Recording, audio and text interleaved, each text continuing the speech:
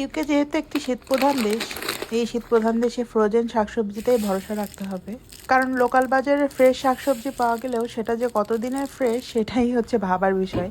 মানে export import এবং মানে এগুলো করতে করতে এইটার ফ্রেশনেস আর থাকে না। সো সেই তুলনায় আমার কাছে মনে হয় যেন এই ফ্রোজেন শাকসবজিগুলো তুলনামূলকভাবে অনেকটা ফ্রেশ এবং অথেন্টিক টেস্ট পাওয়া যায়। তো যাই হোক, মনে হলো কি আজকে একটু নুডলস দিয়ে বেশি করে সবজি দিয়ে একটু খাই, যাতে সবজিগুলো পেটে গেল আর নুডলস খাওয়াও হলো। তো এখানে সিম ছিল, বরবটি ছিল, তারপরে সুইট কর্ন ছিল আর গাজর ছিল।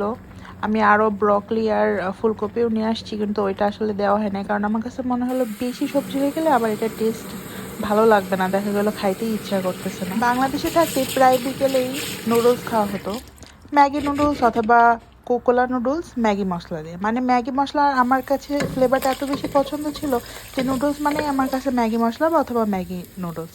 কিন্তু এখানে আসার পরে দেখি কি কোনো নুডলস বলেন, পাস্তা বলেন, কোনো কিছুর সাথেই মশলা দেয় না। তো মশলা ছাড়া কোনো কিছু খাইতে ভালোও লাগে না। তো আমি কি করি, বেশি করে সস দিয়ে আর সবজি টবজি দিয়ে ডিম টিম দিয়ে একটু রান্না করি যাতে একটু খাওয়া যায়।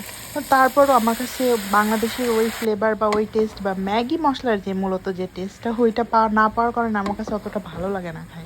এটাই কিন্তু আজকে আমাদের দুপুরের লাঞ্চ এবং ডিনার।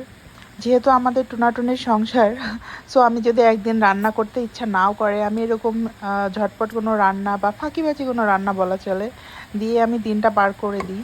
প্রত্যেকটা জায়গারই স্ট্রাগল এক এক রকম। যেমন বাংলাদেশে থাকতে গরমে রান্না করতে ইচ্ছা করতো না, আর এখানে এত বেশি ঠান্ডা যে ঠান্ডার কারণে রান্না করতে ইচ্ছা করে না, মনে হয় যেন ঘরের ভিতরে হিটারের তলে বসে থাকি শুধু। কিন্তু মজার বিষয় হলো এই আমি কিন্তু বাংলাদেশে থাকতে মনে করতাম ইউকেতে যে শুধু ঘুরবো আর ঘুরবো।